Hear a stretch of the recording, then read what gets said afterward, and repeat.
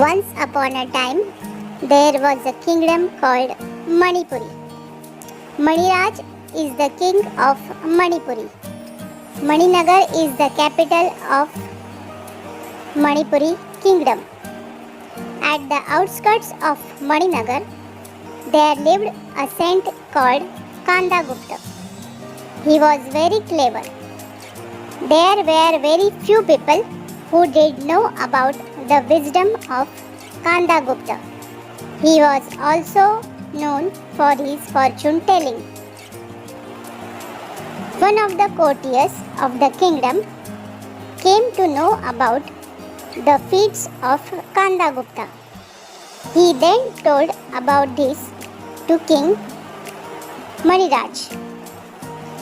King Maniraj, after knowing this, wanted to pay respect to this great saint.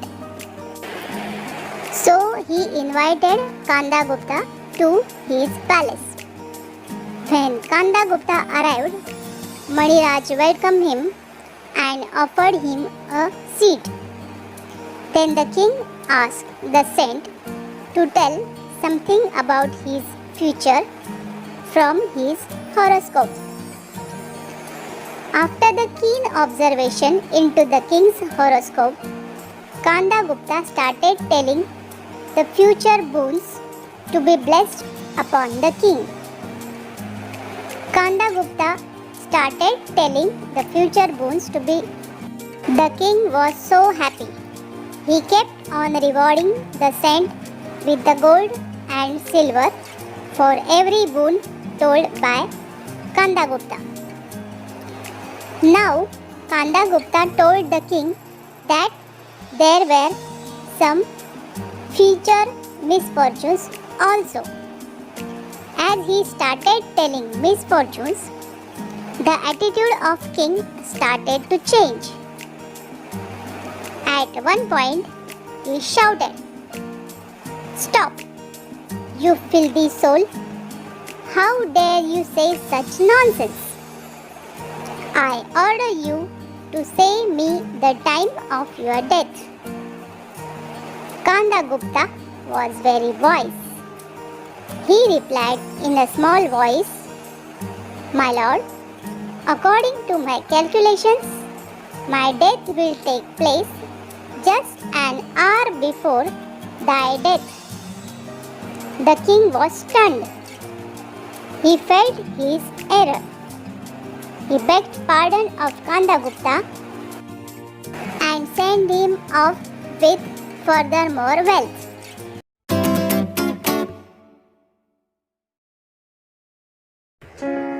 Once upon a time, there lived a mother duck. She has 7 ducklings. The 6 ducklings were very soft, fluffy, and cute. But the 7th one was very different.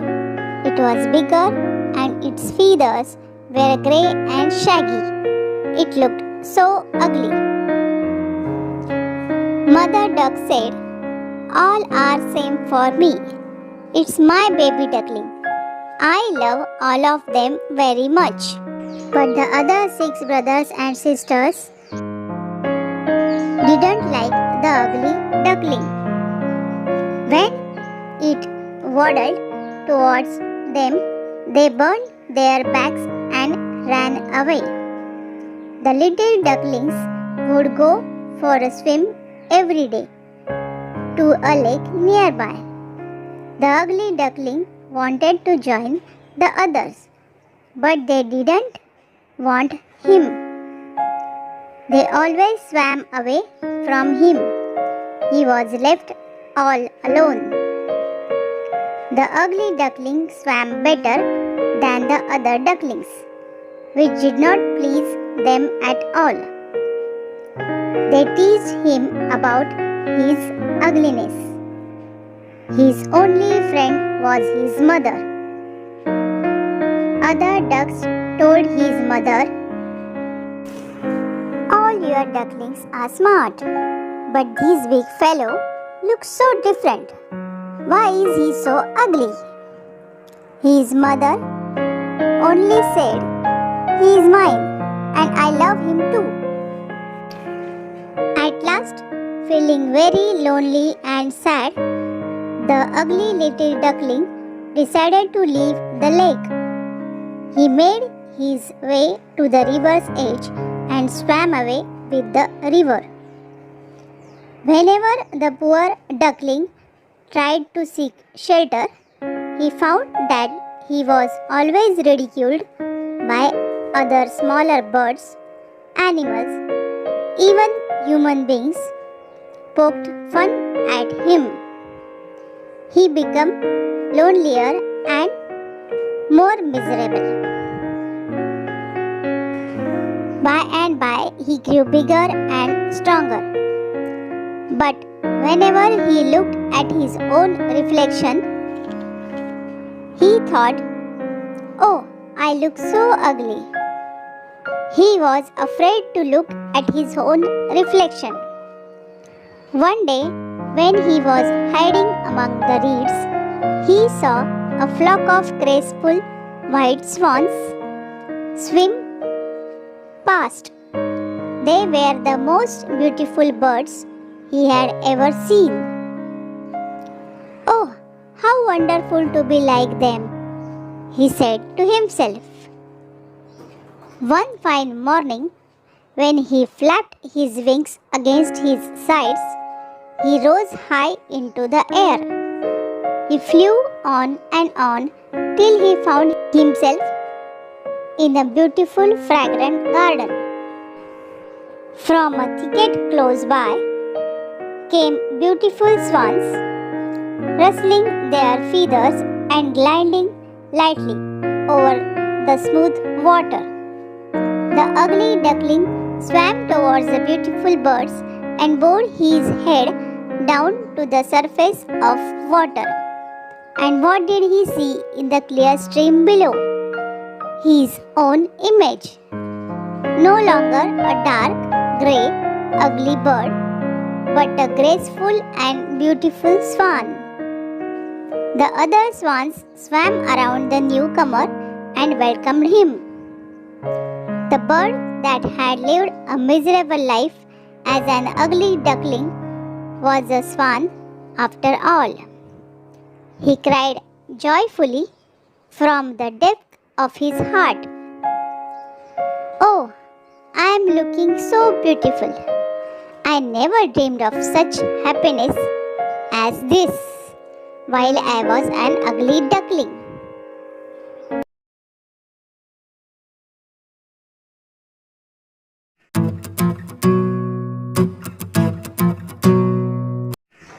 The farmer had two lazy sons. They lived in a village near their farm. He is very annoyed with his sons as they don't do any work and sit lazily in home whole day. One day, the farmer decided to teach lesson to his sons. So he took them to their field and said, "Look, sons, there is a treasure hidden here. If you find it, you can share it. And you don't have to work more." The sons were very pleased. They start dreaming that they can get very easily the treasure and they become rich without doing anything.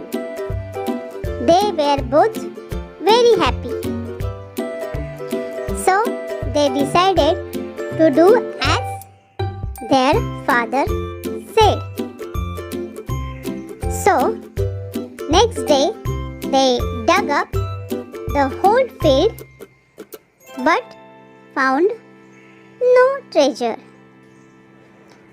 They told their father, "Father, we found nothing. There is no treasure here." Father said to his sons, "Yes, but as you have dug the field, then let's plant something in that." So the sons and their father planted corn.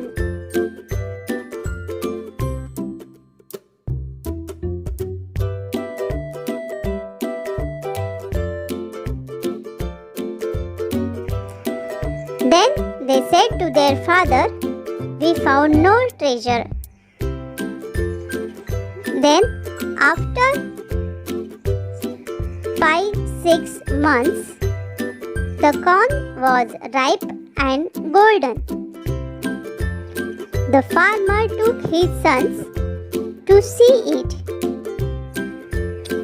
and told his sons, "Look, here is the treasure." He pointed to the grown-up corns. And the father said to their 2 sons, "When you have dug this and planted the corn, this is the result of your hard work. I am so proud of you. You have done a very good job." The 2 sons were also pleased to see the grown-up corns and thanked their father. Moral of the story is, hard work is always rewarded.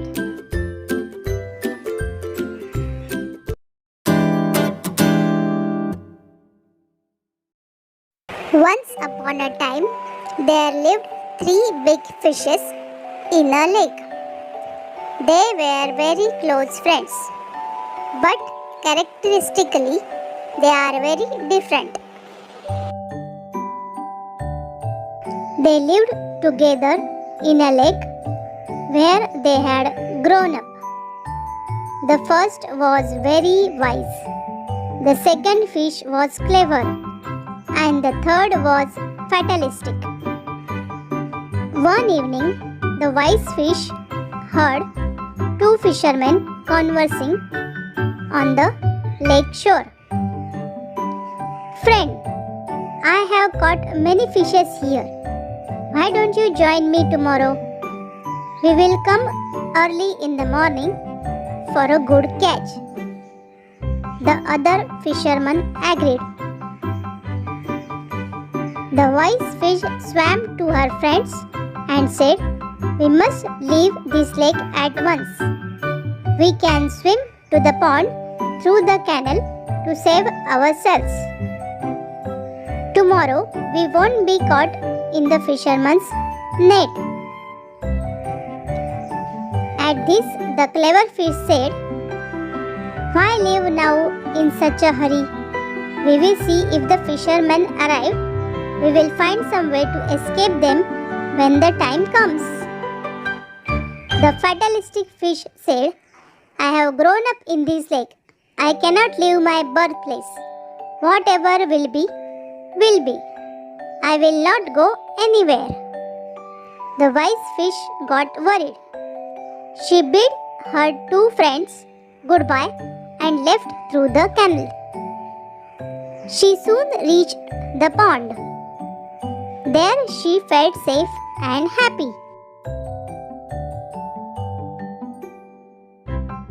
The next morning, the fishermen arrived with their nets. They spread the net in the water and caught many fishes. The 2 fishes were also caught. The fatalistic fish gave up all hopes. She was soon put into the fisherman's basket.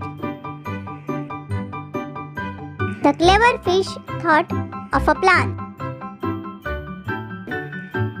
She played dead and did not breathe or move at all. The fisherman took her in his hand and said, "Oh, a dead fish. what good it is to me now? With these words, he threw the fish back into the lake. The wise fish swam away to live happily ever after in the lake. Moral of the story is, a stitch in time saves 9.